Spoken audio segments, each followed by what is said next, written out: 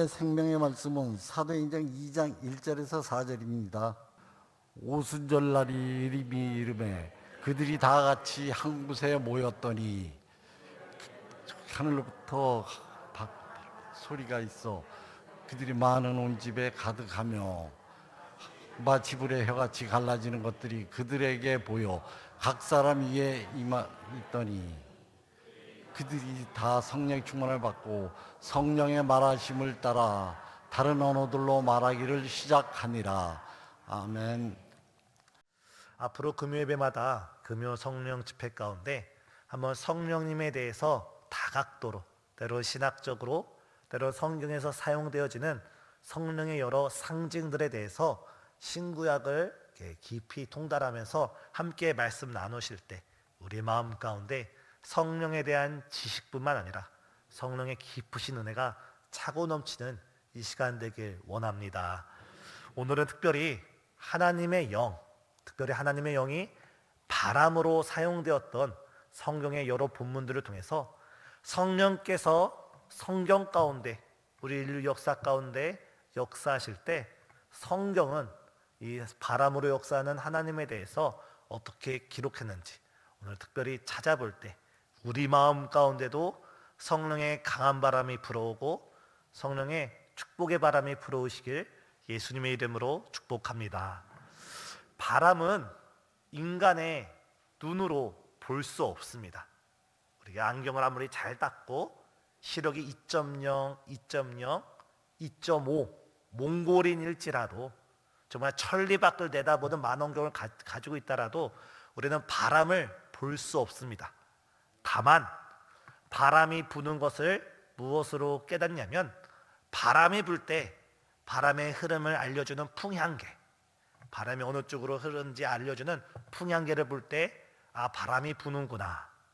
또 바람에 나부끼는 깃발을 바라볼 때, 또한 바람을 따라 떨어지는 낙엽을 바라볼 때 우리는 바람 자체는 볼 수 없어도 바람이 불고 있음을 깨달을 수 있습니다. 예수님께서 성령에 대해서 말씀해 주실 때 요한복음 3장 8절을 보면 바람이 임의로 분에 어디로 시작돼서 어디로 가는지 알 수 없듯이 성령의 역사도 그러하다라고 말씀했습니다. 다시 말해서 성령도 마치 바람과 같아서 어디에서 시작되고 어디로 가든지 우리가 종잡을 수 없다, 눈으로 볼 수 없다, 우리 예수님께서 말씀하셨습니다. 하지만 방금 말씀드렸듯이 우리가 바람을 눈으로는 볼 수 없어도 우리가 몸으로 체험할 수 있고 또한 바람이 불 때 나타나는 그 현상을 통해 바람이 부는구나를 깨달을 수 있는 것처럼 성령도 우리가 성령 하나님을 눈으로는 볼 수 없어도 우리가 몸으로는 체험할 수 있고 우리가 몸으로는 성령께서 역사하시구나 이런 확신을 가질 수 있음을 믿으시길 바랍니다. 어느 공간이 생기면 그 안엔 자연스럽게 기류가 생기기 마련입니다. 공기에 순환이 생기기 마련입니다. 이와 마찬가지로 우리가 믿음으로 우리 마음의 공간을, 우리의 마음 문을 활짝 열고 우리의 마음의 공간을 열어드릴 때 성령 하나님께서는 우리 안에서 역사하시고 일을 행하시고 성령의 충만한 은혜를 우리 각 심령, 우리 모든 성도님들께 한없이 부어주시는 줄 믿습니다. 바람과 같은 성령은 크게 세 가지로 우리 가운데 역사합니다. 물론 성경을 찾아보면 아주 다양한 역사가 있지만 오늘은 그 가운데 특별히 세 가지만 살펴보고자 합니다. 첫 번째, 성령께서 바람으로 역사하실 때 첫 번째 성령께서는 우리를 심판하시고 우리를 징계하십니다. 목사님 금요예배 때 기도드려 나왔는데 가장 먼저 심판을 말씀하시고 징계를 말씀하시면 어떡합니까? 라고 하는데 이 심판의 목적과 징계의 의도를 할 때 우리는 오히려 하나님께 감사드릴 수 있습니다. 하나님께서 성령을 통하여 바람으로 역사하실 땐 우리를 징계할 때 그 징계가, 우리를 심판하실 때 그 심판은 우리를 멸망시키기 위함이 아니고 우리를 버리기 위함이 아니라 우리를 회복시켜서 하나님의 귀한 일꾼으로 우리를 축복의 도구로 사용하시기 위해 하나님께서 우리를 징계를 내시고 우리에게 심판을 허락하십니다. 누구를 보면 알 수 있습니까? 요나를 보면 알 수 있습니다. 요나가 누구입니까? 제가 말씀드릴 때 웃어주시기 바랍니다. 요나는 요나입니다. 요나는 다른 사람 바라볼 것 없이 우리 자신을 바라보면 됩니다. 나 자신을 생각하면서 말씀을 한번 경청해 주시기 바랍니다. 요나서 1장 1절에 아미떼 아들 요나에게 하나님께서 찾아가셔서 말씀을 주셨습니다. 너는 지금 즉시 니느웨로 달려가서 복음을 전파하라. 요나, 나 같은 요나가 어떻게 했습니까? 니느웨로 가지 않고 정반대편 다시스로 달려갑니다. 이때 이 요나의 영적인 상황, 하나님의 말씀에 불순종하며 하나님을 떠나버리는 그 요나의 상황이 요나서 1장 1절부터 5절까지 한 단어가 반복되면서 보여줍니다. 그것은 요나서 1장 3절을 보면 요나가 하나님의 말씀이 들려졌을 때 불순종하여 욥바에 내려갔고, 5절에 보면 바닷가에 이르러 배를 탄 다음에 배 아래로 내려가고, 나중에 5절을 보면 그 배 밑층에서 누워서 잠들었다 되어 있습니다. 하나님의 말씀에 불순종하고 하나님의 뜻을 따르지 않는 사람은 그 영혼이 내려가고 땅 밑 바닷속까지 내려간 것도 모자라서 그곳에 영적으로 잠들게 됩니다. 우리 아무리 기도를 많이 하고 우리 아무리 교회 목사나 다른 직분을 가지고 있다 할지라도 우리가 하나님의 말씀에 불순종하는 그 순간 우리의 영혼은 침체되기 마련이고, 우리 영혼은 내려가기 마련이고, 우리 영혼은 영적으로 잠들기 마련입니다. 이때 하나님께서는 우리를 사랑하시고 우리를 사용하시기 위하여 우리를 영적인 그 깊은 잠에서 깨우시기 위해 요나가 탄 배에 갑자기 큰 바람을 일으키시고 그 바람으로 폭풍이 일어나서 그 가운데 요나가 그 배에서 깨어나 바닷 가운데 던져져서 결국 하나님의 사명자로 다시금 회복되어 사용되었습니다. 사랑하는 성도님, 때로는 우리가 하나님의 말씀에 불순종하는 그 자리 가운데 있을 때 하나님께서 큰 바람으로 우리 앞길을 막으십니다. 큰 바람으로 우리를 깨우십니다. 지금은 잘 때가 아니다. 지금은 좋을 때가 아니다. 지금은 배 밑에 들어가서 다시스로 갈 때가 아니라 니느웨로 갈 때다. 우리 주님께서 우리를 깨우고 계십니다. 과연 요나는 지금 하나님의 말씀에 순종하고 있는지, 하나님의 말씀에 반대하여 반대편 길로 가고 있는 건 아닌지 이 시간 우리 자신을 살펴보시고, 혹 주님께서 우리를 깨우시는 소리가 있다면 지금 있는 자리에서 돌이키셔서 우리 하나님께 나아가는 우리 신생의 모든 성도님 되시길 바랍니다. 두 번째, 바람과 같은 성령의 역사는 축복으로 우리에게 역사하십니다. 바람과 같은 성령의 역사는 축복으로 우리를 인도하십니다. 바람은 자연에서 바람이 불 때 때로는 우물을 마르게 하거나 샘을 마르게 하는 역할도 합니다. 그런데 바람의 또 다른 순 기능은 무엇이냐면, 바람이 불고 불 때 이 바람의 작동으로 인해서 하늘에 구름이 쌓이게 됩니다. 하늘에 구름이 쌓이게 되고 결국 그 구름에서 비가 내리면서 이 메마른 땅이 다시 물이, 생수가 흐르게 됩니다. 우리가 열왕기상 18장을 보면 엘리야가 3년 6개월 동안 비가 내려오지 않을 때 그가 무릎 사이에 무릎을 꿇고 간절히 기도할 때 그의 종을 시켜서 산 위에 올라가 봐라, 산 위에 올라가 봐라. 무려 7번 할 때 7번째 요 손바닥만한 구름이 보인다 했습니다. 요 손바닥만한 구름에서 어찌하여 가뭄을 해결할 수 있는 물이 내릴 수 있습니까? 비가 내릴 수 있습니까? 결코 내릴 수가 없습니다. 오늘은 우리가 2024년을 되돌아볼 때 11월 마지막 주 금요일입니다. 우리가 2024년 교회력을 볼 때 11월이 교회력의 마지막입니다. 지난 한 해 동안 되돌아보고 아니면 몇 해 동안 되돌아볼 때 우리 인생이 마치 가뭄과 같은 인생일 수가 있습니다. 최선을 다했고 노력을 다했고 정말 있는 힘껏 일했는데 내 손에 남아있는 것은 아무것도 없는 그런 가뭄과 같은 시기를 우리가 겪고 있을 수 있습니다.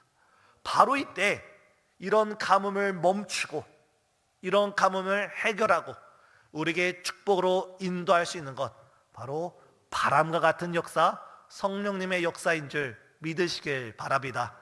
이 엘리야가 7번째 손바닥만한 구름이 보인다 했을 때 그 아합왕에게 어서 달려가시오라고 말한 다음에 그 본문 45절에는 조금 후에 그 손바닥만한 구름과 더불어서 바람이 불기 시작했다고 합니다. 지금 우리에게 아무리 신락 같은 희망, 신락 같은 가능성, 너무 심야여서, 너무 심각하여서 그것을 차마 가능성이라 볼 수 없는 작은 손바닥만한 구름이 있다 할지라도 그 가능성 가운데 성령께서 역사하시고 성령께서 바람으로 일하시기 시작할 때 그 구름이 점차 온 하늘을 뒤덮고 온 땅의 가뭄을 해결할 수 있는 소낙비, 이른 비와 늦은 비, 축복의 단비를 나의 인생과 우리 가정과 우리 교회와 이 나라와 민족 가운데 주께서 흠뻑 내려주실 줄 믿습니다.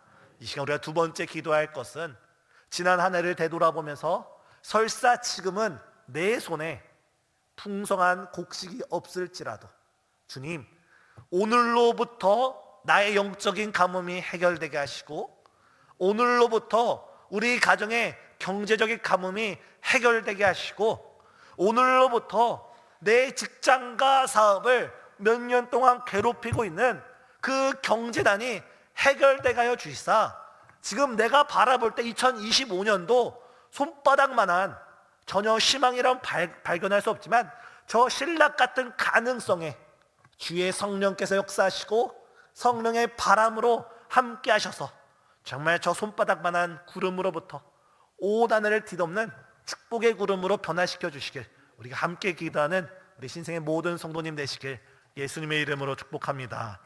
마지막 세 번째, 바람과 같은 성령의 역사는 우리에게 생명을 가져다 줍니다. 오늘 본문으로 들어가면 마가의 다락방에 모인 이 제자들의 모임, 오순절날 성령 강림의 역사를 체험하기 이전에 이 제자들의 심리 상태는 공포, 두려움, 무서움, 좌절감, 무기력, 불신, 허무함 중에 가득 차고 있었습니다.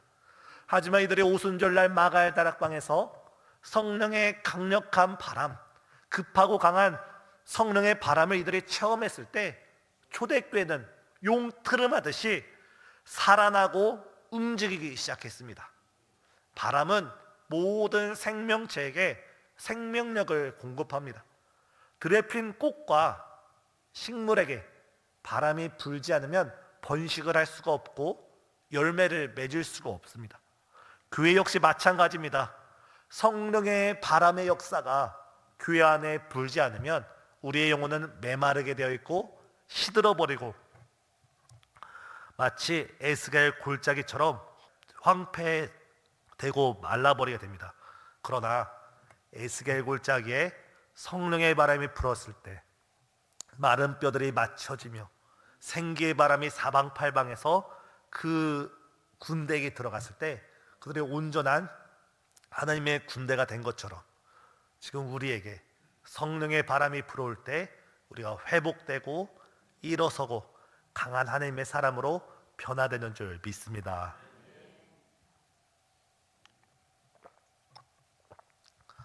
감기 조심하시기 바랍니다. 사랑하는 성도님, 이 시간 우리 함께 기도하기 원합니다. 우리 교회 가운데, 모든 위원회 가운데, 모든 공동체 가운데 성령의 바람이 불어올 때 뼈들이 맞춰지는 소리처럼 우리 교회 모든 곳곳마다 웃음소리가 들리고 행복의 소리가 들리고 기쁜 소리가 들리고 주일 예배는 마치 천국 잔치와 같아서 흥겨움의 소리가 넘쳐 흐를 줄 믿습니다. 우리 교회에 성령의 바람이 불어오도록 나의 인생과 나의 사업장, 우리 가정에 성령의 바람이 불어오도록 또한 혹여나 우리 마음 가운데 주를 멀리하고 있었다면 우리가 속히 깨닫고 주 앞에 돌아가기를 주님 이 시간 나에게, 우리 가정에게, 우리 교회에게 성령께서 바람으로 나를 인도해 주옵소서. 함께 기도하는 우리 성도님 되시길 예수님의 이름으로 축복합니다. 다 같이 기도하시겠습니다. 사랑과 은혜가 충만하신 하나님 감사합니다.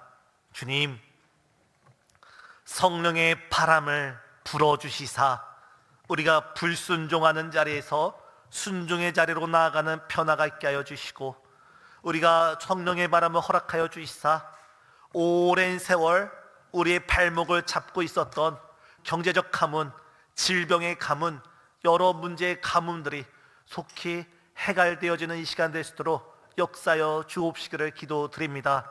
무엇보다 우리 심령 가운데, 우리 교회 가운데 주께서 에스겔 골짜기에 불어왔던, 오순절 마가의 다락방에 불어왔던 그 놀라운 성령의 급하고 강한 바람의 역사, 이 시간 불어주시고 우리 교회 가운데 충만케 하여 주시사 우리 교회가 다시금 기쁜 소식, 복된 소식, 정말 천국 잔치의 소리가 넘쳐 흐르는 복된 교회 되게 하여 주옵시기를 예수님의 이름으로 기도드리옵나이다.